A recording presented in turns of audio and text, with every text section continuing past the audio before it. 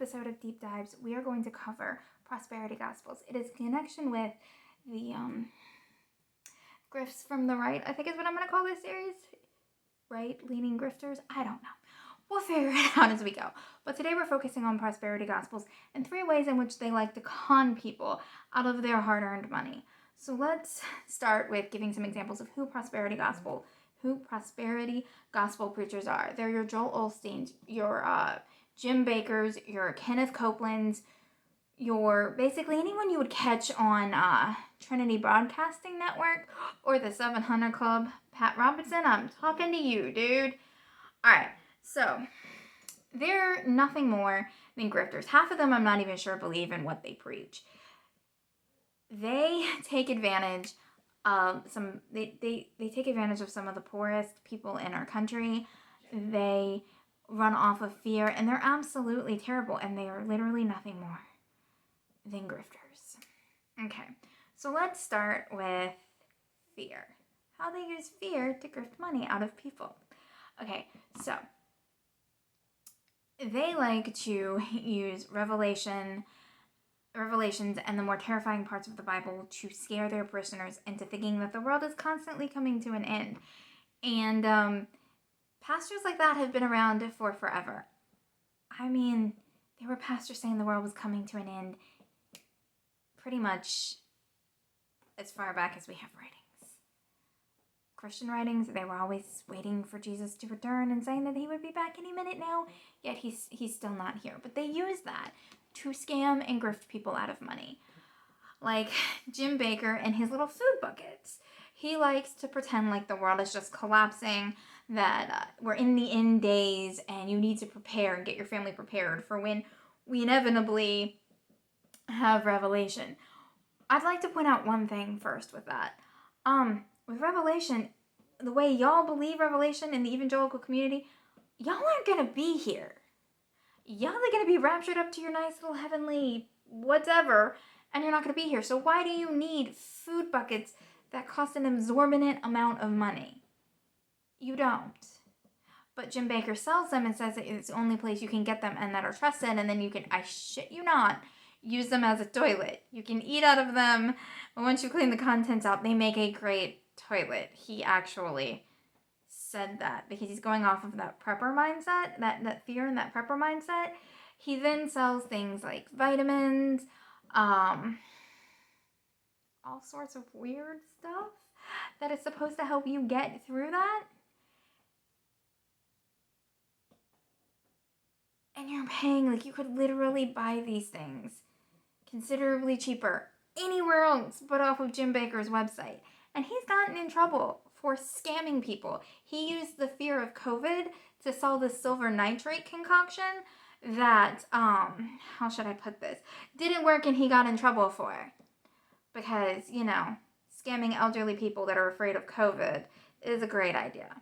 Okay, so the next way that they use their influence or power to scam money out of people is this thing called prosperity gospel, where they believe that wealth can only be obtained, or they preach to you, they don't believe it. They preach to you that the only way wealth can be obtained is by giving them money, by planting a seed within the church, so that the church can, you support God, and then God magically finds money to help you pay for whatever it is. You give them your last $10, and God will return that tenfold. That $1,000 repair you need for your car that you've been trying to save up for. Well, if you just give them your last $10, it'll come out of nowhere.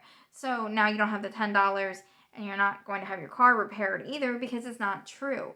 And while they're scamming the poorest of the poor who are praying for a miracle and hoping that this works, that they're planting that seed, they're going around in $100 million jets, fancy cars, nice outfits, fancy hotel rooms, huge mansions. And they're not doing the community outreach that they say they're doing.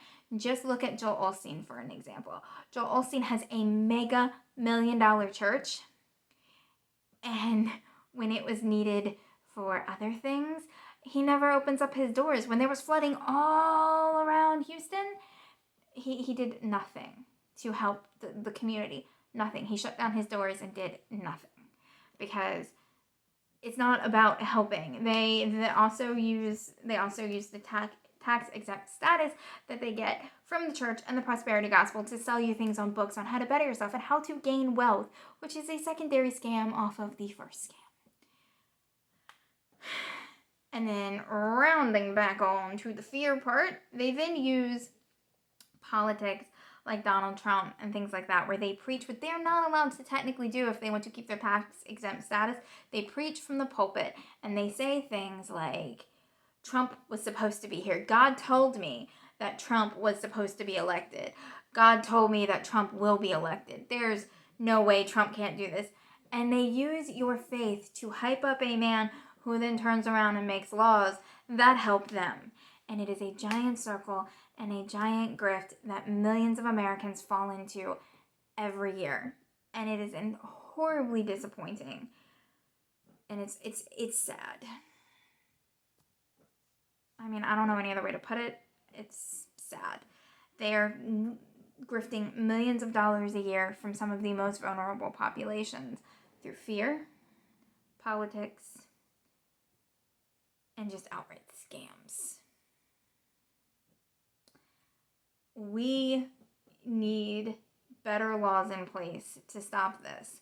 If you talk about politics and you preach from the pulpit about a politician, tax-exempt status, if you are caught scamming your parishioners, you should no longer be allowed to have a church at all. Jim Bakker should not be allowed to handle the finances of a church, because you watch him grift. You mean he literally grifts.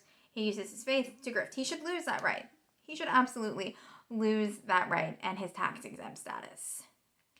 You then have the prosperity gospel. That should be illegal within itself.